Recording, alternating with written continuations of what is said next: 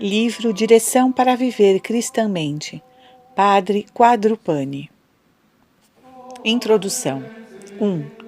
As ações boas por si mesmas, diz Santo Agostinho, tornam-se tanto mais virtuosas e dignas de elogio, quanto melhor forem coordenadas, porque sem ordem não há virtude. 2. É por isso que vos apresentamos uma regra de vida que abrange todos os deveres do homem para com Deus, para com seus semelhantes e para consigo mesmo. 3. Lembrai-vos, porém, de que essas regras de proceder, dispostas para a vossa direção, não obrigam, sob pena de pecado, nem mesmo venial. Vede nelas uma direção e não um preceito. As cadeias são para os escravos, não para os filhos de Deus. Estes não conhecem outras prisões que as do amor e da vontade divina. Não é pelo temor dos castigos, mas por seu amor, que um filho afetuoso e reconhecido atrai as complacências de seu bom pai. Prefácio. A moral do Evangelho que Jesus inspirara a seus apóstolos e com a qual devemos conformar nossas ações é a mais augusta e consoladora filosofia que não só eleva a inteligência pela divindade dos mistérios, o enobrece o espírito pela sublimidade dos dogmas, mas também forma as almas, grandes e generosas pelo bálsamo consolador e vivificante de doutrinas tão doces e suaves quanto salutares. Só ela, que reúne tão nobres títulos e tão grandes consolações, nos pôde fazer antegostar já, neste doloroso exílio, as delícias inefáveis do céu. Quem há, pois, que possuindo tesouro tão rico de luzes e afetos, não tenha a alma cheia de uma confiança, sem receio e de uma alegria sem tristeza? No entanto, a cada passo, se nos deparam muitas almas piedosas, as quais são devoradas por uma tristeza, pusilanimidade e desconfiança sem iguais, dando a entender com seu procedimento e exemplo que o jugo da lei do Senhor não é leve nem suave, mas sim um fardo penoso para levar, o qual poucos têm forças e coragem.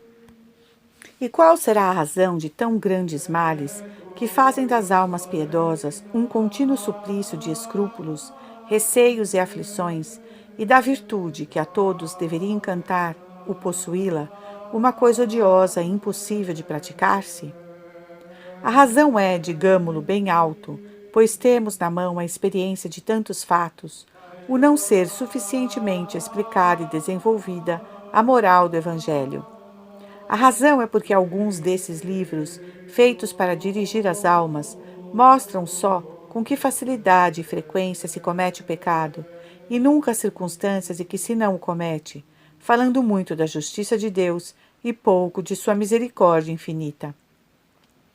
Dessa gravíssima omissão em assunto tão preciso, resulta que as almas piedosas, mais tímidas que temerárias, são dominadas de um receio e medo que, na maior parte dos casos, não tem fundamento nem razão de ser e que, não poucas vezes, tem sido motivo de sua queda moral.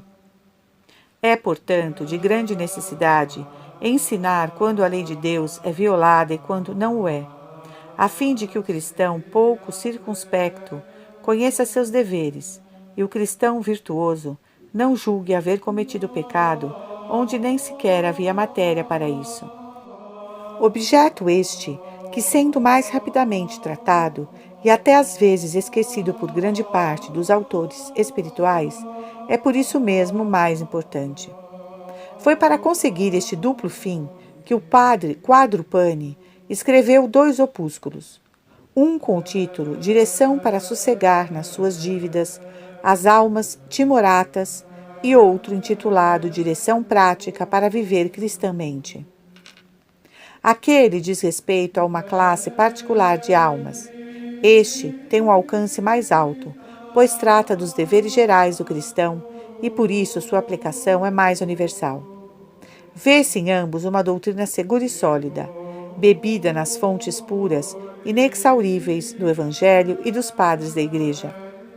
Uma clareza, precisão e discernimento admiráveis, que, determinando os limites da virtude e do vício, Mostram, ora, os preceitos, ora os conselhos, e modificando a forma segundo os diversos estados, conservam intacta a substância da perfeição cristã, que se resume no amor de Deus e no cumprimento de sua vontade. E não se diga, em ar de acusação, que o padre Quadrupani foi um pouco mais fácil e doce do que convém à severidade do Evangelho e às verdades terríveis que este ensina. Não. Desse modo já foi arguido em seu tempo São Francisco de Sales, mas nem por isso esse grande mestre da vida espiritual suprimiu essa direção suave e moderada que a experiência e o Espírito de Deus lhe tinham mostrado como a melhor no procedimento das almas piedosas. Longe de lisonjear os vícios, o padre Quadrupani sabia mostrá-los com todo o aspecto horrendo. Longe de apoiar a relaxação dos costumes, defendia eloquentemente a pureza do Evangelho contra os sofismas dos incrédulos e contra os corruptores da moral cristã. Era com uma liberdade verdadeiramente apostólica que ele tratava diante dos povos e dos reis os pontos mais delicados de seus deveres para com um Deus pobre e crucificado. E, segundo a oportunidade, sabia mostrar a severidade do Evangelho e inspirar um justo terror dos juízos do Senhor para despertar as almas adormecidas na virtude. Mas umas eram, diz o célebre escritor, as exigências da instrução em público, outras as da direção em particular. As grandes chuvas fazem reverdecer os campos, mas quebram as flores do jardim. O tratamento que conviria a um temperamento robusto em uma doença grave seria funesto a uma natureza delicada, e não se poderia aplicar a uma dessas enfermidades que nos vem experimentar todos os dias. As numerosíssimas edições e aprovações, bem como o nome do autor, são por si uma grande recomendação para a leitura deste livrinho. Foram imensas, e ainda o são hoje, as vantagens e benefícios que as almas piedosas têm colhido da leitura de tão precioso livrinho, e entre nós não haveria esta fonte de luzes e consolações se um jovem, assaz inteligente e virtuoso, não o tivesse traduzido do francês para a nossa língua pátria. Mas esse jovem, de cuja amizade a morte nos veio separar, para o levar à pátria dos escolhidos, não pôde acabar a empresa de toda a tradução, deixando-nos por traduzir o segundo opúsculo, que tem por título Direção Prática para Viver Cristamente. E eu, não me lembrando de minha insuficiência no fervor de minha homenagem à vontade e desejo do piedoso e distinto escritor, traduzi-o para a maior glória de Deus e utilidade espiritual das almas piedosas. Possam esses dois motivos fazer esquecer aos leitores todas as faltas e erros que eu tenha cometido na versão de tão precioso livro.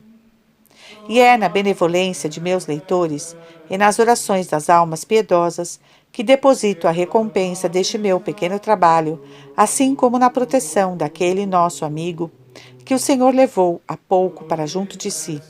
Espero confiadamente alcançar de Deus a bênção para o fruto e realização de um de seus maiores desejos.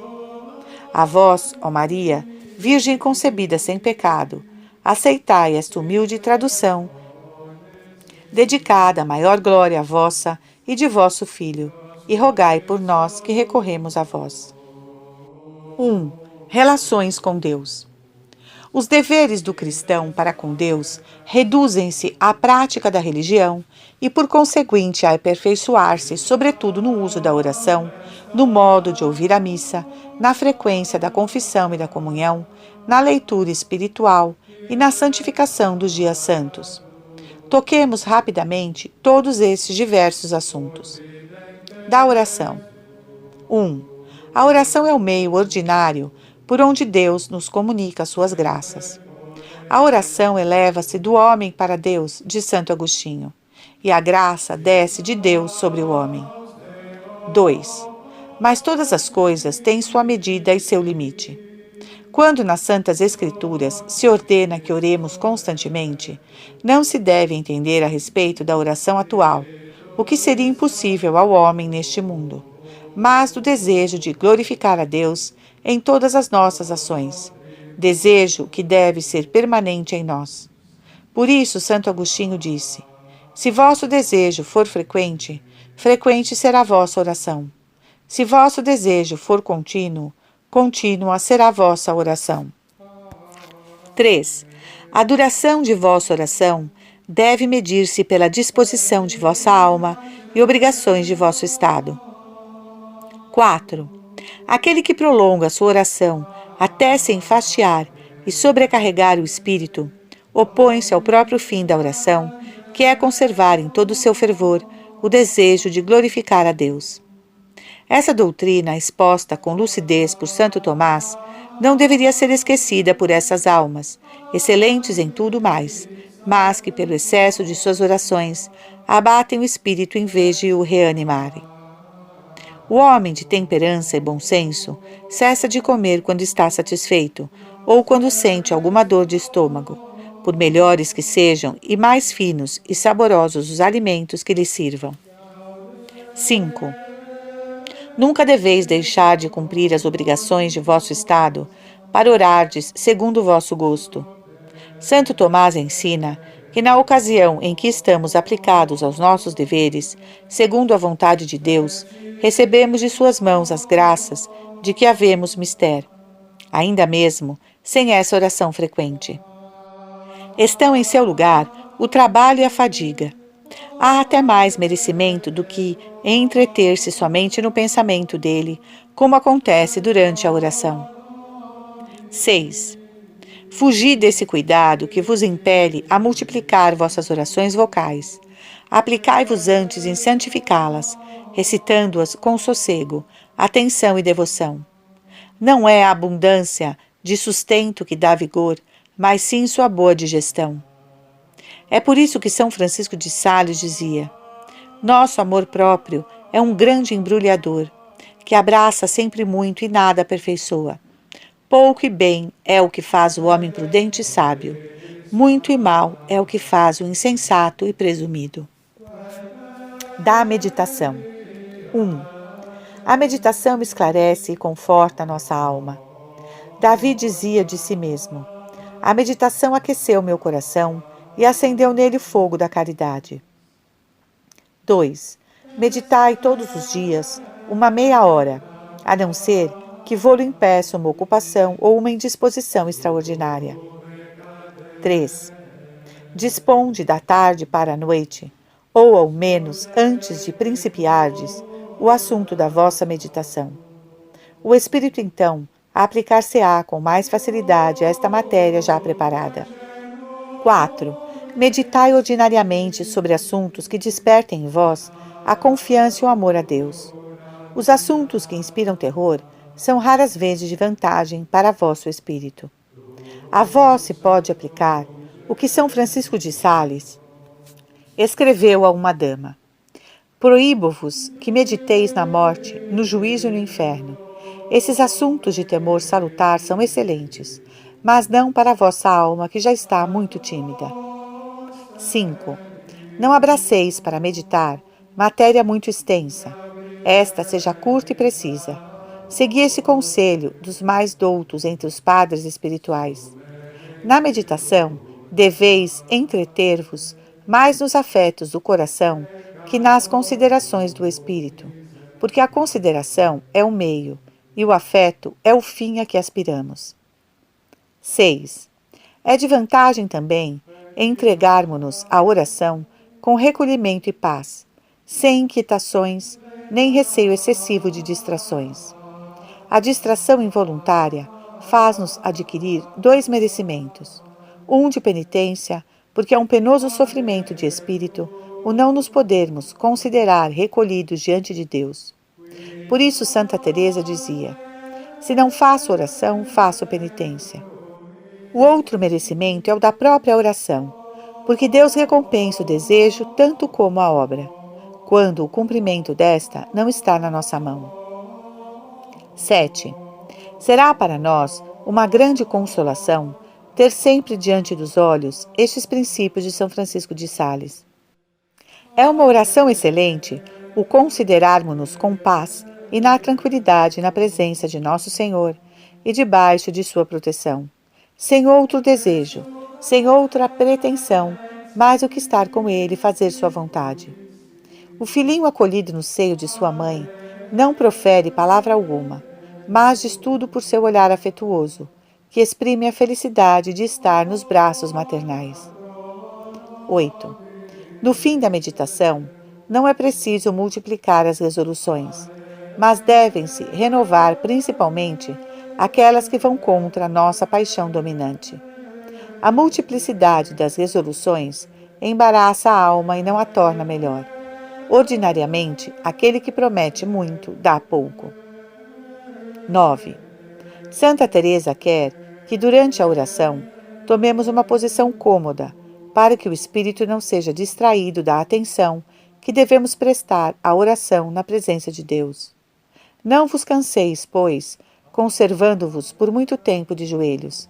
Basta que vosso espírito se humilhe diante de Deus com o respeito, a confiança e o amor que lhe são devidos. Das orações jaculatórias. 1. As orações jaculatórias são aspirações muito curtas e impulsos afetuosos que elevam a alma para Deus. São Francisco de Sales diz que elas substituem todas as outras orações, enquanto que todas as outras orações não podem substituir as jaculatórias. 2. As orações jaculatórias podem fazer-se em qualquer tempo, em qualquer lugar e durante qualquer ocupação. Assim como se tomam rebuçados e pastilhas aromáticas para adoçar a boca e fortificar o estômago, assim também se usa das frequentes orações jaculatórias para reanimar o espírito. 3. Os antigos monges, de quem Santo Agostinho fala em sua carta à Proba, não podiam dar-se a longas orações porque precisavam sustentar-se do seu trabalho cotidiano. O uso frequente das orações jaculatórias supria a falta das outras orações. E, todavia, podia-se dizer que oravam sem interrupção, pelo mesmo fato de suas fadigas incessantes. 4. Desejo vivamente que apliqueis todo o cuidado em fortificar-vos no hábito de uma oração tão importante, tão fácil, e que vos será mais útil que tantas outras orações vocais, cuja multiplicidade não serve muitas vezes senão para fatigar, e não para esclarecer ou reanimar a alma. Da missa. 1. Sobre o altar, nosso Senhor Jesus Cristo renova o mesmo sacrifício que consumou na cruz, com a diferença de que o da cruz operou-se pela efusão de seu sangue e o da missa é incruento. 2. Por meio desse sacrifício incruento, desempenhamos 4 obrigações que, segundo a linguagem de Santo Tomás, unem o homem a Deus. Primeiro, honramos sua grandeza e majestade. Segundo, satisfazemos pelos pecados cometidos. Terceiro, damos graças ao Senhor pelos benefícios que dele temos recebido. Quarto, pedimos-lhe socorro para nossas necessidades presentes. 3. A missa é de um valor infinito, porque encerra os méritos infinitos de Jesus Cristo. Mas seus efeitos são limitados, isto é, em proporção com a maior ou menor devoção daquele que a celebra, que a manda celebrar ou que a ouve. O oceano de Santo Agostinho encerra a imensidade das águas.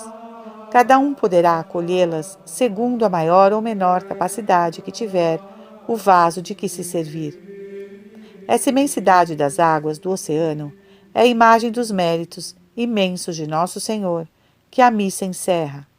O vaso com maior ou menor capacidade, que é a maior ou menor devoção daquele que participa do santo sacrifício. 4.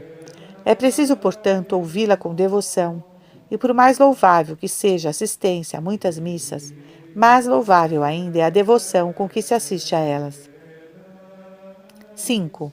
Quando fordes ouvir missa, dizei a vós mesmos: longe de mim todos os pensamentos da terra.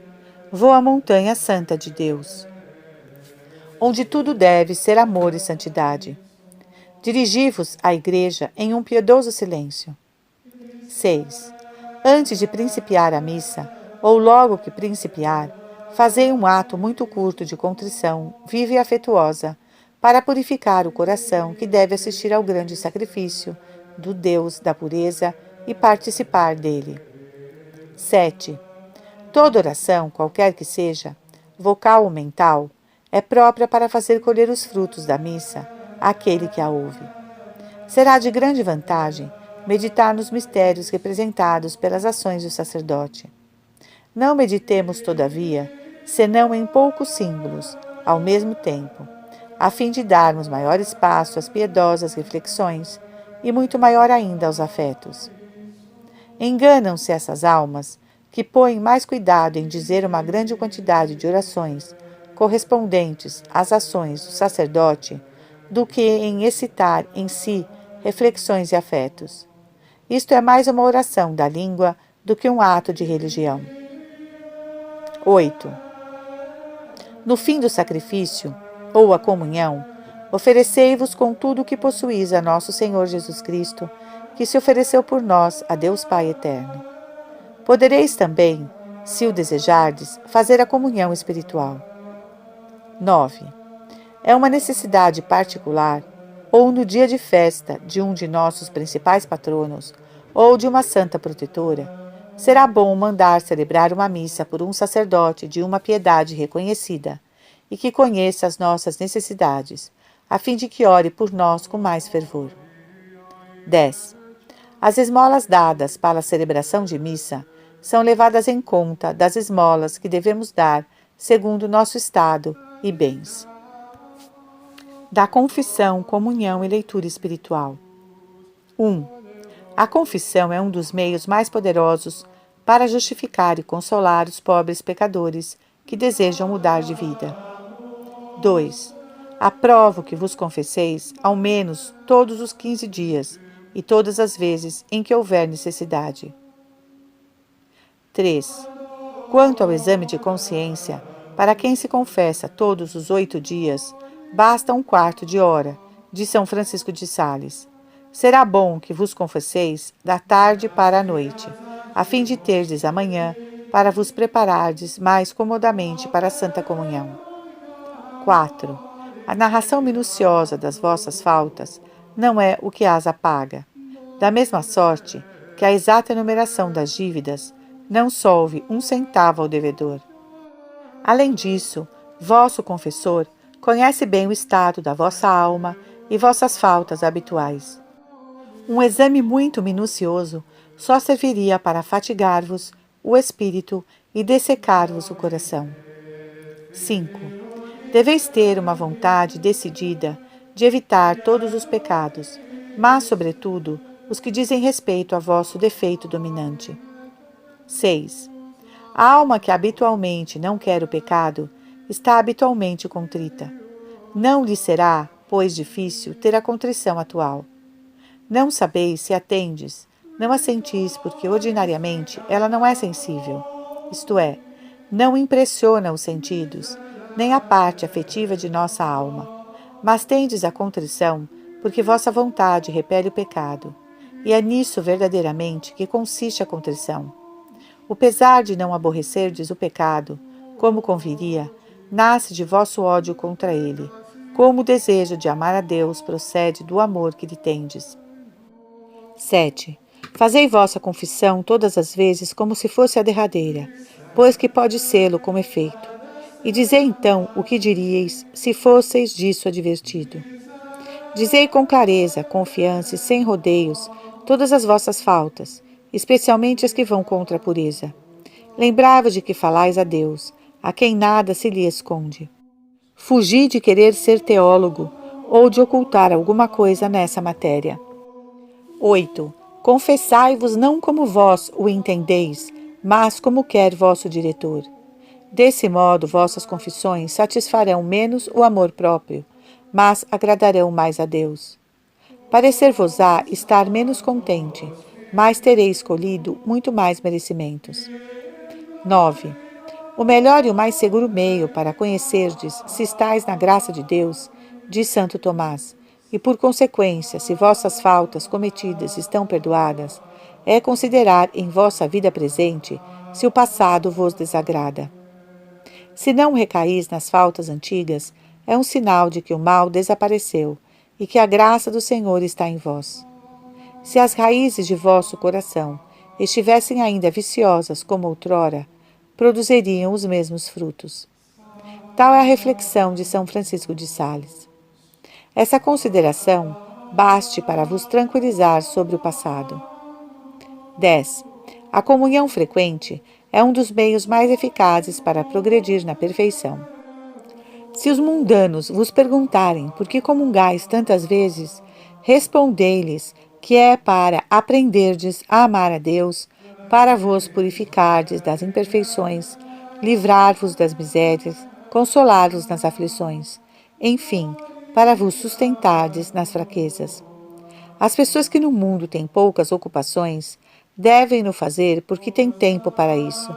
As que estão sobrecarregadas de trabalhos devem fazê-lo por necessidade, porque quem se cansa muito, quem é muito ocupado, precisa de uma alimentação mais sólida e mais frequente. 11. A preparação para a comunhão, ou remota e habitual, ou próxima. A primeira consiste em purificar o coração pelo ódio ao pecado e entreter nele um vivo desejo de se nutrir desse celestial alimento. 12. A preparação próxima é-nos indicada por estas palavras de São Francisco de Sales. Devemos levar para a comunhão um coração abrasado em amor. Esqueçamos, pois, todas as criaturas, para não pensarmos senão no Criador que iremos receber. 13. É necessário, além disso, continua o mesmo santo, entregarmos-nos totalmente à providência divina, não só pelo que toca aos bens temporais, mas, sobretudo, pelo que diz respeito a nossos interesses espirituais. É preciso renunciarmos, na presença da bondade divina, às nossas afeições, desejos e inclinações, para lhes submeter inteiramente. Estejamos certos de que, de sua parte, nosso Senhor cumprirá a promessa que nos fez, de elevar nossa baixeza até que chegue a unir-se à sua grandeza. 14. Uma só comunhão basta para nos santificar. Mas o verdadeiro motivo pelo qual não somos santificados é porque nosso Senhor acha nossos corações cheios de desejos, de afeições e de pequenas vontades. Ele quer achá-los vazios para se tornar Senhor deles. Logo, antes e depois da comunhão, entreguemo-nos a Deus, não aspiremos senão a seu amor e a seu querer, com simplicidade, desapego e generosidade. 15. Na véspera da comunhão, recitai frequentes orações jaculatórias que respirem santos e afetuosos desejos e uma plena confiança de que sereis santificados. No próprio dia da comunhão, devem elas exprimir vosso reconhecimento, adoração e confiança em Deus. Todavia, fazei isso sem violência, sem grande esforço, mas de um modo doce e afetuoso. 16. Se, pois, vos esquecerdes das orações jaculatórias, não vos inquieteis. Esperai que Deus vos fará a graça de vos lembrardes delas para outra vez, e ficai em paz. 17. Se vos entregardes à vontade de Deus na Santa Comunhão, sofrereis com sossego e generosidade as securas do Espírito, sem perder muito tempo em indagar-lhes as causas. A alma resignada aceita tudo como vindo de Deus. Não se exalta pela consolação, nem é abatida pela aridez. Vede as instruções sobre a oração. 18. Para a vossa leitura espiritual, acolhei os livros mais próprios para alimentarem vossa alma. Para esse fim, familiarizai-vos com a leitura das obras de São Francisco de Sales e com o espírito desse santo por Mr. Beley. 19. Fazendo vossa leitura espiritual dessas obras, recebeis seu assunto como se o próprio Deus o escrevesse. 20. Tende por certo que as práticas extraordinárias são sempre suspeitas e encobrem facilmente uma secreta vaidade. Por isso, São Bernardo dizia que a virtude consiste em fazer coisas comuns, mas de um modo não comum. Se procuramos o extraordinário, procuremos conservá-lo no segredo do coração e diante de Deus, isto é, na reta intenção, e no amor de nosso Senhor. Será verdadeiramente extraordinário aquela alma que crer que em si tudo é comum. Da santificação dos dias santos. 1.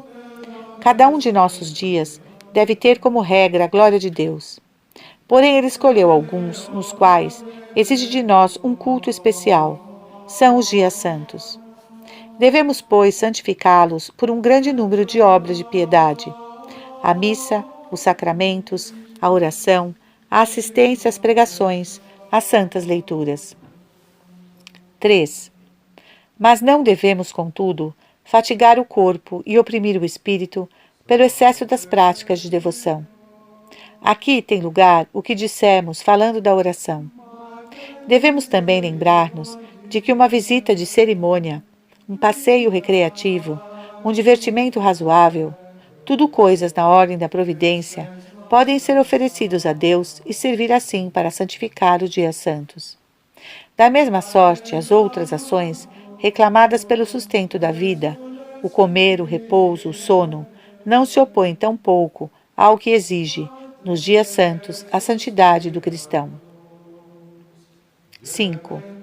Eu faço essas observações para consolar as almas que se quietam sem motivo a respeito da santificação dos dias santos e parecem seguir antes as superstições farisaicas do antigo sábado que a santa liberdade de espírito que nos deu Jesus Cristo em seu Evangelho. Que essas pessoas evitem os extremos, uma dissipação ou uma oração excessiva. 6. Se as circunstâncias não vos permitem assistir às instruções religiosas, lede todos os dias santos algumas páginas sobre a doutrina cristã, para não esquecerdes os ensinos da nossa santa religião. 7. Se em um dia santo acontecer que devais viajar ou entregar-vos a outra ocupação, que não seria da vossa escolha, mas que vos sobreveio de improviso, não vos inquieteis com não poderdes desempenhar comodamente vossos exercícios habituais de piedade. Recorrei então às orações jaculatórias, as quais, como já dissemos, substituem todas as outras orações. 8.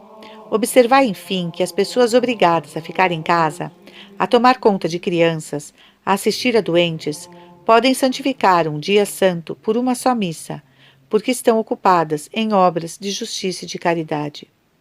Nesses casos, a ocupação que é santa vale o mesmo que uma longa oração. Padre onnipotente, factor angeli et ave, visibilis